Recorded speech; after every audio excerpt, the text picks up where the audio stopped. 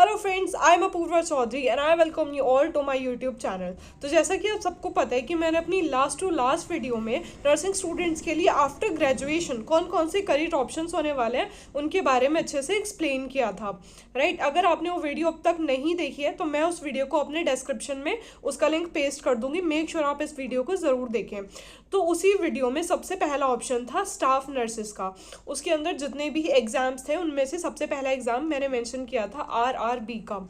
Okay, तो RRB की ही vacancy के बारे में, नर्सेस के लिए कौन कौन सी कितनी वैकेंसी होती है, क्या उनकी एलिजिबिलिटी होती है, इन सब चीज़ों के बारे में आज हम डिटेल में डिस्कस करने वाले हैं। ओके, तो सबसे पहले जो टाइटल होता है एग्ज़ाम का वो होता है हमारा staff nurse slash nursing superintendent exam. Okay, वैसे तो आरआरबी की साइड से मेडिकल और पैरामेडिकल में बहुत सारी वैकेंसीज़ हैं, बट फॉर स्टाफ नर्सेस जो हमारी वैकेंसी है वो 713 वैकेंसीज निकली हैं। ओके, और अगर आपकी एलिजिबिलिटी की बात करें इसमें, तो सबसे पहली एलिजिबिलिटी है एज की। मतलब जो आपकी एज है वो 20 ईयर्स से लेके 43 ईयर्स होनी चाहिए, बट इसमें कुछ कैटेगरीज के लिए रिलैक्सेशन भी है। ओके, ये मैं पूरी टेबल यहाँ पे पेस्ट कर दूंगी, वो आप देख सकते हैं कि किस कैटेगरी में कितनी एज का रिलैक्सेशन है। ओके, उसके बाद अगर हम बात करूँ इस एग्ज़ाम के पैटर्न की, तो ये पेन पेपर बेस्ड नहीं है, सीबीटी टाइप एग्ज़ाम है, मतलब कंप्यूटर बेस्ड एग्ज़ाम है। और अगर मैं इसकी एग्ज़ाम की ड्यूरेशन की बात करूँ तो इस एग्ज़ाम की ड्यूरेशन 90 मिनट्स है। बट एक एक्सेप्शन है कि जो पीडब्ल्यूडी के स्टूडेंट्स हैं उनके लिए इस एग्ज़ाम की ड्यूरेशन 120 मिनट्स है। Okay, then age eligibility criteria के बाद नेक्स्ट क्राइटेरिया आता है हमारा फिजिकल फिटनेस का।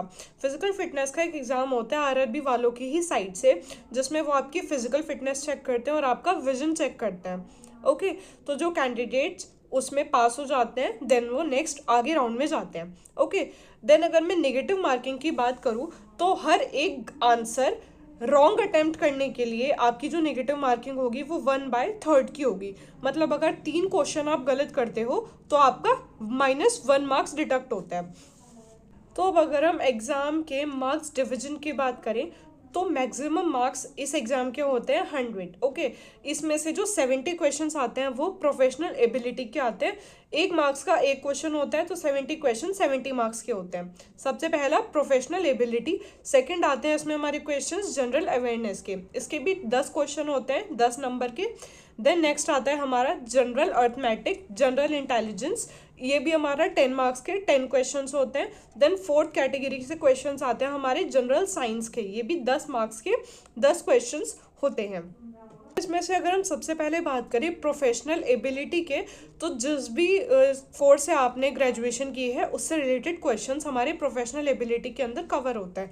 तो फॉर नर्सिंग स्टूडेंट्स जो टॉपिक्स या फिर जो सब्जेक्ट्स आपको कवर करना है, सबसे पहला आता है हमारा एनाटॉमी से क्वेश्चन आएंगे, फिजियोलॉजी से क्वेश्चन आएंगे, न्यूट्रिशन से क्वेश्चन आते हैं, बायोकेमिस्ट्री से, नर्सिंग फाउंडेशन से, साइकोलॉजी से, माइक्रोबायोलॉजी से, सोशियोलॉजी से, pharmacology, pathology, genetics, medical surgical nursing, adult health nursing भी बोलते हैं, community health nursing, child health nursing से, मेंटल हेल्थ नर्सिंग से, ओबीजी से, देन रिसर्च से, देन मैनेजमेंट सब्जेक्ट से। ओके, मतलब ये मेन सब्जेक्ट्स हैं जो आपको प्रोफेशनल एबिलिटी के अंदर कवर करने हैं। इन सब सब्जेक्ट्स की तैयारी जिस भी अकेडमी से आपने सब्सक्रिप्शन ले रखा है, ऑनलाइन या फिर ऑफलाइन, या जहाँ से भी आप कोचिंग कर रहे हो, वो लोग आपकी इसकी अच्छे से प्रिपरेशन करवा देंगे। ठीक है, अगर आपके पास कोई ऐसा सब्सक्रिप्शन नहीं है तो आप अपनी डिफरेंट बुक्स को रेफ़र कर सकते हो। फॉर एग्जाम्पल PR यादव या फिर टारगेट हाई, एनक्लेक्स, इस तरह की बुक में से most of the question cover हो जाते हैं।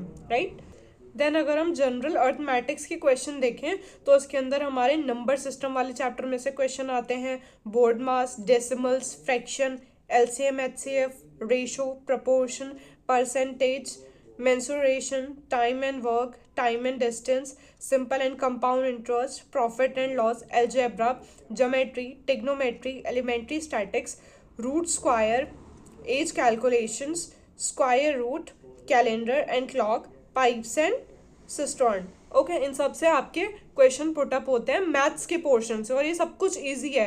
अप टू 10th आपने जितना भी किया है वही सब इसके एग्जाम में इंक्लूडेड है, कुछ भी हार्ड एंड फार्ड नहीं है, कुछ भी ज़्यादा एक्स्ट्रा नहीं है। ओके नेक्स्ट पोर्शन है हमारा जनरल इंटेलिजेंस एंड रीजनिंग। इसके अंदर एनालॉगीज आते हैं, अल्फ़ाबेटिकल एंड नंबर सीरीज आती है, कोडिंग एंड डिकोडिंग आती है, mathematical operations, relationships, jumbling, Venn diagram, syllogism, data interpretation, sufficiency, conclusion and decision making, similarities and differences आते हैं, analytical reasoning आती है, classification आते हैं, directions आते हैं, statement आते हैं कि arguments and assumption वाले statement आते हैं। ओके नेक्स्ट सेक्शन आता है हमारा जनरल अवेयरनेस का। इसके अंदर आपसे जितनी भी करंट अफेयर्स के क्वेश्चंस हैं वो पूछे जाते हैं, इंडियन ज्योग्राफी के क्वेश्चंस पूछे जाते हैं, culture and history of India से रिलेटेड पूछा जाता है, including freedom struggle, then Indian polity and constitution के रिगार्डिंग क्वेश्चंस पुट अप होते हैं, Indian economy, environmental issues concerning India and the world sports. Then आता है general scientific and technological development etcetera. उसके बाद नेक्स्ट सेक्शन आता है हमारा जनरल साइंस का। उसके अंदर क्वेश्चंस पूछे जाते हैं physics, chemistry and life sciences से अप टू 10th स्टैंडर्ड के CBSE बोर्ड वाले सिलेबस से। ओके तो जो प्रोफेशनल एबिलिटी को छोड़ के जितने भी सेक्शंस हैं वो सारे मेडिकल और पैरामेडिकल वाले कोर्सेज के एग्ज़ाम में सिमिलर रहेंगे। सिर्फ प्रोफेशनल एबिलिटी वाला जो पोर्शन है वो according to your graduation differ करता है, राइट।